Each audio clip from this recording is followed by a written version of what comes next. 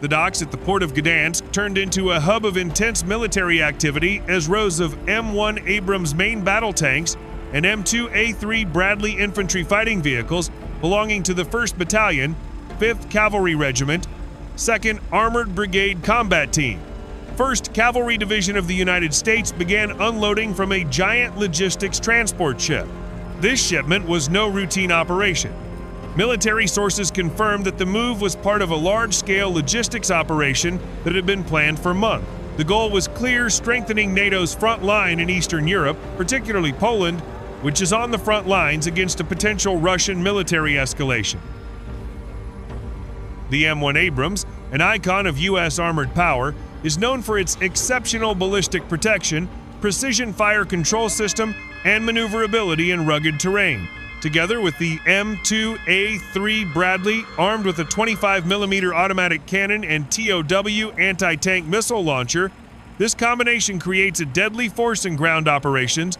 These two combat platforms will form the backbone of NATO armored maneuvers in the region, providing significant offensive and defensive capabilities against any threat, including a potential lightning strike from Russian mechanized forces.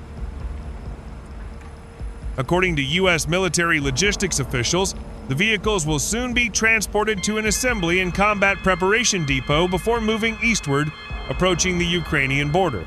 Distribution routes have been established through a network of heavily guarded rail and land convoy. The operation also involves hundreds of support personnel, from maintenance technicians and tank drivers to combat intelligence units. NATO sources stated that this deployment is a clear message to Moscow that the alliance is ready to respond to any escalation in the region. Washington's move to strengthen its position in Poland comes amid increased Russian military activity in the Kaliningrad region and Belarus. Western intelligence has detected increased air patrols, the deployment of medium-range missiles, and joint military exercises, which are suspected to be part of the Kremlin's pressure strategy.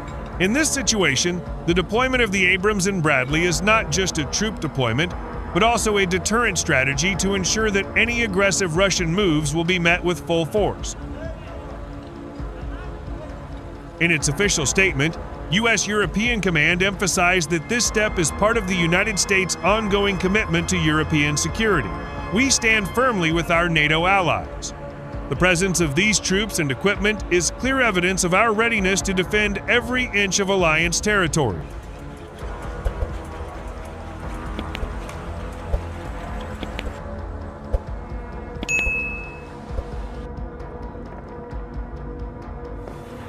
The delivery of the M1 Abrams and M2A3 Bradleys to the port of Gdansk was not a surprise.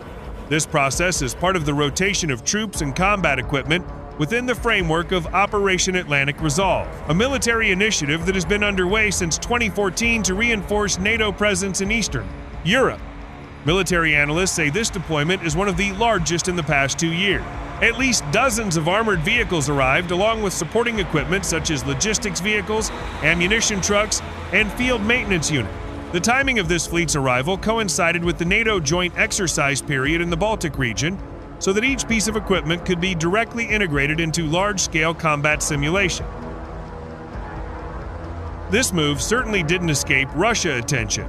State media and senior Kremlin officials have characterized the deployment as a direct provocation in what Moscow considers its strategic zone of influence.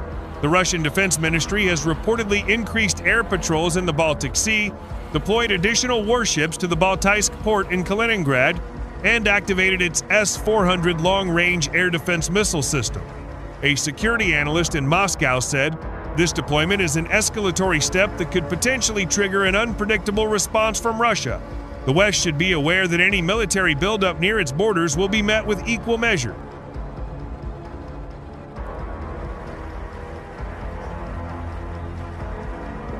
Poland now holds a strategic role as NATO's main defensive barrier in Eastern Europe.